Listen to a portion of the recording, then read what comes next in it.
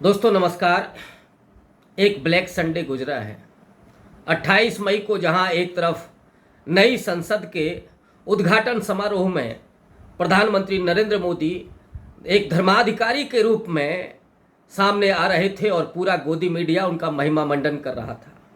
तमिलनाडु से बुलाए गए 40 साधु संत वैदिक मंत्रोच्चार के साथ उनका जैसे राज्याभिषेक कर रहे थे, तो दूसरी तरफ जंतर मंतर पर वे पहलवान बेटियां जिन्होंने इस देश के लिए अनेक मेडल हासिल किए, जिन्होंने इस देश को गर्व और गौरव का अवसर दिया, जिन्होंने तिरंगे को लहराने का अवसर दिया, वे बेटियां उसी पुलिस के बूटों तले रौंदी जा रही थीं।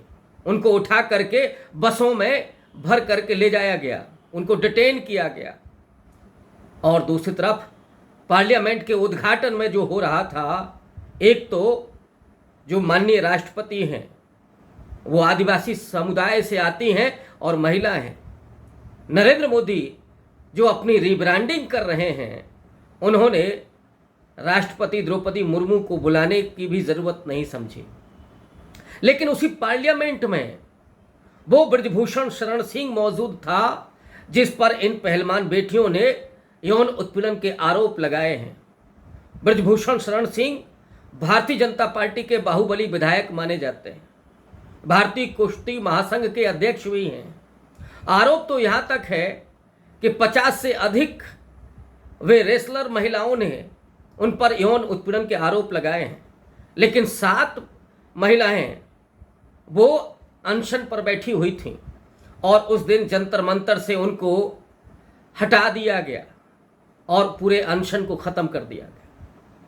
आज बजरंग पूनिया ने ऐलान किया कि वे हरिद्वार में जाकर के अपने मेडल को बहा देंगे।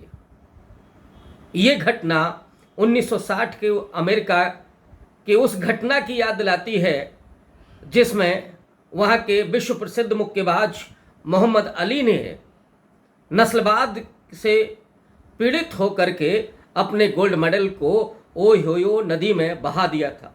दरअसल अपना मेडल को पहन करके वो एक रेस्तरां में गए थे जो खास श्वेत लोगों के लिए था, जिसमें ब्लैक लोगों की मनाही थी। जब मोहम्मद अली वहां पहुंचे तो उन्होंने खाना मांगा, लेकिन वेटर ने उनको बाहर निकाल दिया। मोहम्मद अली वहां से निकल करके नदी के किनारे जाते हैं और वहीं से अपने उस मेडल को फेंक देते हैं। उनको लगता है कि ये मेडल कोई मायने नहीं रखता। इस देश में ब्लैक के प्रति, कालों के प्रति इतनी नफरत है। आज जब बजरंग पूनिया हरिद्वार की गंगा नदी में वो मेडल प्रवाहित करने के लिए जा रहे हैं, तो ऑब्वियस है कि उसी तरह की भावना और उसी तरह का विचार मन में उत्पन्न होता है कि क्या सत्ता में बैठे हुए लोग कुछ भी कर सकते हैं? वे यौन उत्पीड़न करके भी बच जाएंगे, वो किसानों पर गाड़ी चढ़ा करके भी बच जाएंगे, और ऐसे तमाम बलात्कारियों के फेरिस्त है। स्वामी चिन्मयानंद का नाम भी आपने सुना होगा, जो अटल बिहारी वाजपेयी की सरकार में गृह राज्य मंत्री थे। उन्नाव के विधायक कुलदीप सेंगर का नाम भी सुना होगा, और नाम उसका भी सुना होगा जो गृह राज्य मंत्री का बेटा है, जिसने किसान आंदोलनकारियों पर अपनी थार गाड़ी चढ़ा करके कई किसानों को मौत के घाट उतार दिया था। तब भी किसान आंदोलन करते रहे और मांग करते रहे कि टेनी का इस्तीफा होना चाहिए, लेकिन नहीं हुआ। आज वो खिलाड़ी ये मांग कर रहे हैं कि ब्रजभूषण शरण सिंह का इस्तीफा हो और उसकी गिरफ्तारी हो, ये भी नहीं हुआ, जबकि वही ब्रजभूषण उसी पार्लियामेंट में बैठ करके अट्टहास कर रहा था। कितने दुर्भाग्य की बात है। और ये भी दुर्भाग्य की बात है कि अयोध्या के तमाम साधुओं ने ब्रजभूषण शरण सिंह के पक्ष में खड़े होकर के पॉस्को एक्ट को डाइल्यूट करने की भी बात की है। उनका कहना है कि इसमें कुछ संशोधन होना चाहिए। क्या ऐसे आरोपियों को खुली छूट मिलनी चाहिए? इसका क्या मतलब है? ये तो फिर वही दिखाई पड़ता है कि जैसे गुजरात के दंगों में जो बलात्कार किए गए थे, जो दंगाइयों में शामिल थे, उनको केवल इसलिए वो पनाह मिली थी या केवल इसलिए उनके अपराध को छोड़ दिया जाए क्योंकि उन्होंने गुजरात की अस्मिता और हिंदू राष्ट्र के लिए किया था। बिल्किस बानो का एक लंबा केस चला, उसके रेपिस्टों को जेल की सजा भी मिली, लेकिन उसके बाद जब 15 अगस्त को लाल किले की प्राचीर से नरेंद्र मोदी ये कह रहे थे कि बेटियों की रक्षा करना हमारा दायित्व है, उसी के ठीक रात में माने एक दिन पहले ही बिल्किस बानो के बलात्कारियों की रिहाई कागजों पर हो गई। और इतना ही नहीं, वो जो बिल्किस बानो के बलात्कारी थे उनको क्यों छोड़ा गया? क्योंकि एक बीजेपी के विधायक ने कहा कि वो ब्राह्मण संस्कारी हैं। तो क्या इस देश में अब मनुस्मृति का राज आ चुका है? ये बात हालांकि कई बार कही जा चुकी है, लेकिन ये क्या बार बार पुष्टि हो रही है? बृजभूषण शरण सिंह अगर द्विज जाति के नहीं होते तो क्या ऐसे ही सरकार उनको डिफेंड करती? लेकिन ये क्यों हो रहा है? चाहे वो कठुआ के रेपिस्ट हों जिन्हें तिरंगा की पूरी यात्रा निकाल करके डिफेंड किया गया, या मुजफ्फरनगर के विदंगाई हों जिनकी रक्षा में वो गांव के लोग भी बैठ गए थे, खड़े हो गए थे कि उनको पुलिस गिरफ्तार नहीं कर सकती। सुबोध कुमार सिंह जो इंस्पेक्टर थे और अपनी ड्यूटी पर तैनात थे, उनकी हत्या की गई, जिसमें एक बजरंग दल का कार्यकर्ता भी शामिल था।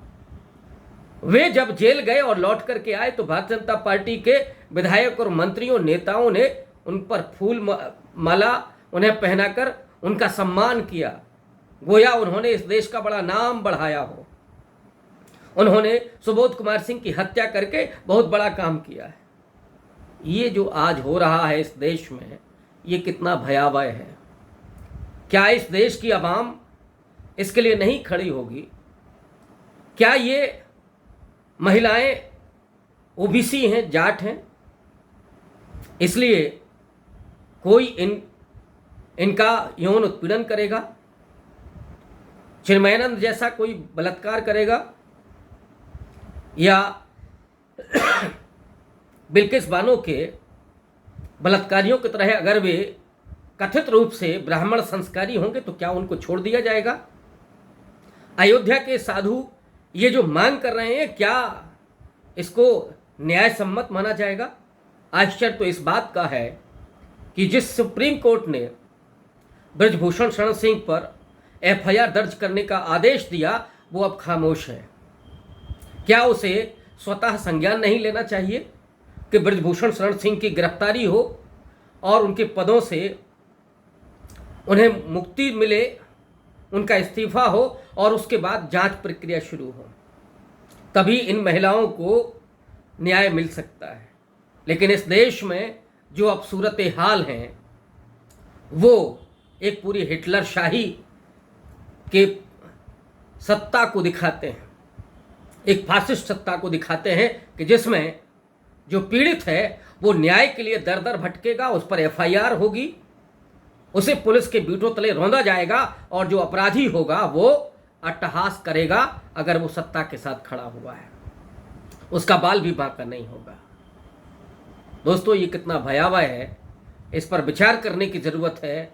और ज़रूरत इस बात की भी है कि कैसे इस फासिस्ट हिटलर शाही से मुक्ति पाई जाए, कैसे इस देश में संविधान और कानून का राज हो, कैसे इस देश में लोकतंत्र की सच्ची बहाली हो और बाबा साहब नेहरू, गांधी जी, लोहिया, भगत सिंह, उन सब के सपनों को कैसे साकार किया जाए, इसके लिए फिर से एकजुट होकर के संघर्ष करने की ज़रूरत है। बहुत बहुत शुक्रिया।